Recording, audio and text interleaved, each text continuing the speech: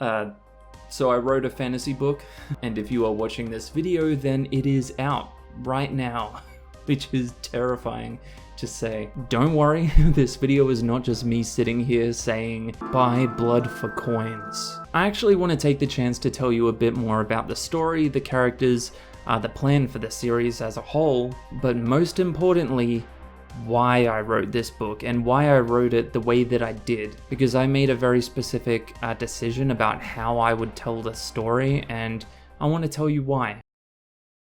What's shaking? My name's Cam, welcome back to another video. I make lots of videos about fantasy books, and this is the first time that one of those videos has been entirely dedicated to my own book. But before I get into it, I just want to say a very quick thank you. Whether you pick up blood for coins or not, I want to say thank you for even just clicking on this video. You clicked on a video that was very obviously going to be entirely about something that I wrote, and I appreciate that. I really do. So there will be video chapters below and in the description if you want to skip through the video, but here's what I'll be talking about. Where to buy the book if you're interested, a spoiler-free explanation for the story, why I wrote this book, and what I'm hoping to get out of it. Lastly, a bit more info about the world and the lore and the characters, just stuff I want to kind of throw out there just for you to know. Not necessary stuff to know before you read the book, but stuff that just might improve your experience a little bit. So part 1, where to buy the book. So this is Blood for Coins. And FYI, the actual paperback that you get isn't going to have this ugly watermark. It says not for resale. And unfortunately, before the actual release date of the paperback, even as the author, Amazon doesn't let you buy like copies without that watermark. I think it's something they do to stop you from just like buying them before retail price and then selling them before Amazon can get their cut or something like that. I don't know. That's the front, that's the back.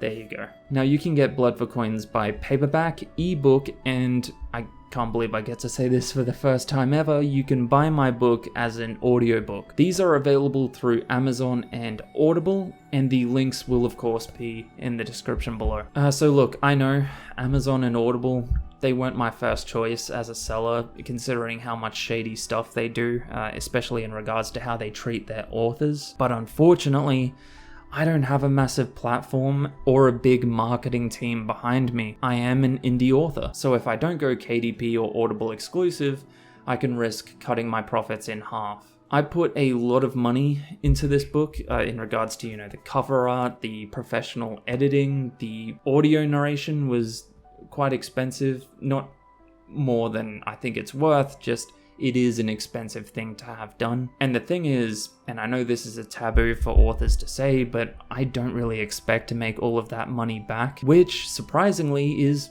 completely fine. I'm actually okay with that. But if I can make at least a big chunk of the money I put into this back as profit, that would be awesome. So that's why I have to put these books up as Amazon exclusive, at least for now. Okay, so Blood for Coins is the first book in a fantasy series called The Sabre's Noctem. The story is about two seasoned sellswords, Enzo and Rascal, who live in this dangerous world full of monsters, bandits, witches, and all other kinds of stuff. They've been doing contracts and taking jobs almost their entire lives, jobs that most people wouldn't want to do. That could be killing a dangerous monster, shaking down people who owe the contractor money, or stealing valuable items from well-guarded nobles.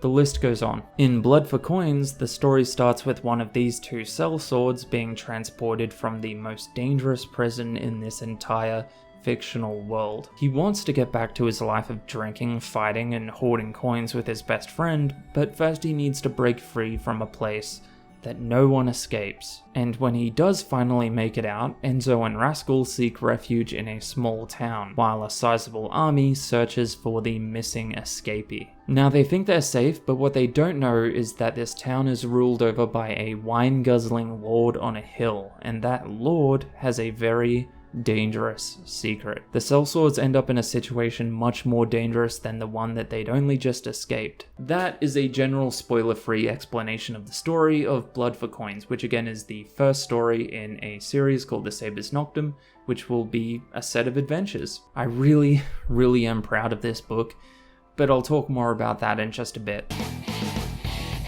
So what you'll notice very quickly is that this is quite a small or short book. I think it's about, what do we got?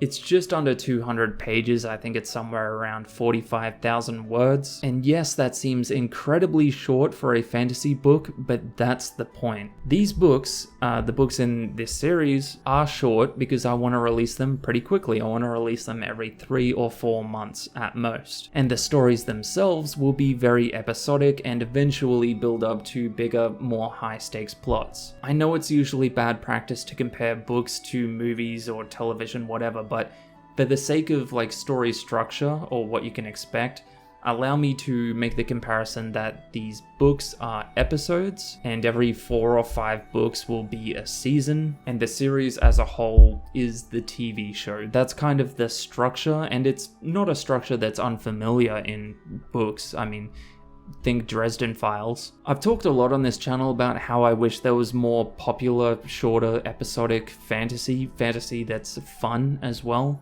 because as much as I really do love it, fantasy as a whole has kind of trended towards just these extremely long and extremely dark, epic adventures with one central, enormous stakes plot. And the Sabre's Noctem is kind of meant to be the polar opposite to that. Make no mistake, I want to be very clear, this is not a children's series. It is very adult, and it's not like satire. There is a bit of comedy in there because, again, I want it to be fun, but there's also a lot of drama, tragedy, dark themes, all that kind of stuff. Just what you'll find is that the main characters in general are quite optimistic. So what exactly do I mean by episodic? Well, the stories in each of these books will be self-contained, but there will also be cookie crumbs for something bigger that's going down as the stories progress. Eventually, those cookie crumbs will pile up until all hell breaks loose. And that would be the point where we close that story arc and then we move on to another one. So what I have been saying is, imagine if The Witcher and Supernatural had a baby.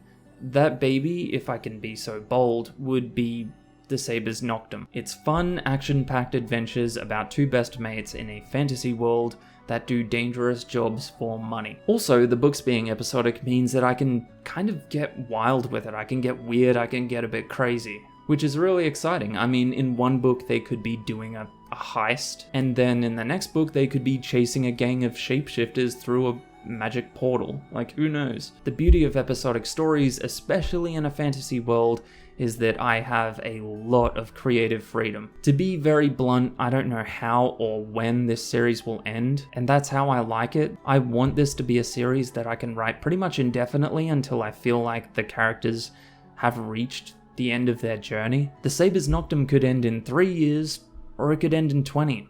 I don't know. It is really, really exciting writing these books and writing a series that kind of doesn't have an end date, because I expect that this fantasy world and the characters are going to change a lot as time goes on. It's almost going to be like watching a fantasy world and its characters evolve over a long period of time. My hope, if I can just be presumptuous for just a moment, is that you as the reader would come to really care about the characters and the setting, or come to really know those characters and setting in a very intimate way. Kind of like when you watch a long running sitcom or something like that, you grow to like really kind of know the characters and feel comfortable and familiar with them. Whether I am a good enough writer to do that or not is open to discussion as we go. So lastly, I just want to give you a bit more information about the world in this story, or the lore, or the magic system, so on. I just want to give you a bit more information about the setting in this series. It is information that you will get as the books go on. It's not necessary to know before starting the series, but it's just a few things that I don't really see the harm in telling you, and may even kind of get you a bit more interested. So the world in this series is called Koragrave, and basically a long time ago there were 3 gods that kind of ruled over the planet, and they all died fighting a god from another universe. Now one of those gods, the one known as the leader of those gods, Atreus, his body fell to Earth and created an area in Korograve known as the Scorch. Atreus's body contaminated the earth and air and sea so badly that it's incredibly toxic to even come close. When he died and he fell, a shockwave was sent over the land that also infected a lot of the people and the creatures. And then through centuries and centuries of breeding, those people that were infected and those creatures that were infected became witches and monsters that sell swords hunt today. The witches and the monsters, or fiends as I call them in the Sabre's Noctem, do have a kind of magic from the Scorch. A lot of the fiends have different abilities or vulnerabilities or strengths, and the witches have certain ritualistic practices that they can do to cast magic. But aside from that, the major magic system in this series will be in the form of potions or alchemy. And in the story, it's called amalgamation. Basically, the mixing of certain things with certain things to get a desired effect. For example, you can mix certain things together to create a almost infectious like web of fire inside of a jar so that when you throw it, it just spreads out and creeps out. Or you could use amalgamation to freeze a lake. All this kind of different stuff that normally we would consider magic comes from this kind of herbology or alchemy. As the story progresses, you will see lots more creatures, monsters, and humanoid fantasy races, which I am extremely excited about. I do have a lot of plans, and the main characters for the Sabre's Noctem in particular are Enzo and Rascal, but in later books I'm hoping that their crew will grow and they'll be joined by more interesting and fun characters, and eventually they'll become kind of a family, because I love the found family trope. There is one thing I want to mention about Rascal real quick.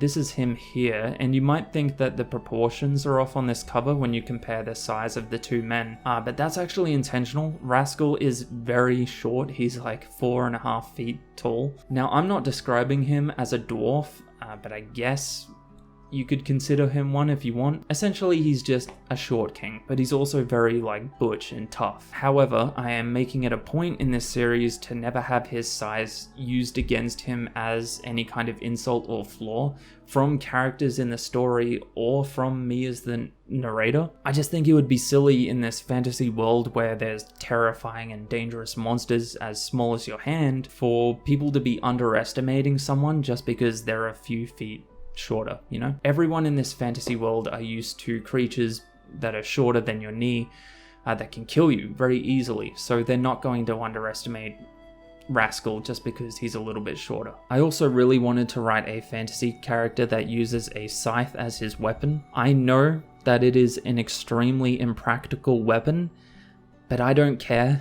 I think scythes are absolutely sick, so I did it. Enzo uses a scythe and he knows that it's an impractical weapon, but he's also a demon with it, so it works. That's where I'll leave it for now, but if you've watched this whole video, I really, really do appreciate it. Thank you so much. I know this is just me talking about something that I made, so it means a lot. All of the links to buy Blood for Coins is in the description below. You can get the paperback, the ebook, or the audiobook you'll find on Audible. If you do end up reading this, please leave me a review, over on Amazon or Audible or Goodreads if you're on there, basically wherever you leave your book reviews. Please do leave me a review, even if you didn't like the book or even if you were indifferent about it, even if it's just like, meh. I would appreciate a review. As a long-time fantasy reader and reviewer, I guess, with this YouTube channel, it is utterly surreal to be working on a fantasy series that I am so passionate about. I already love this world and the characters in it. I already feel a pretty deep connection to Enzo and Rascal, and I am so excited to see just how weird and wild I can get with the episodic story structure. Believe me when I say, the boys are just getting started.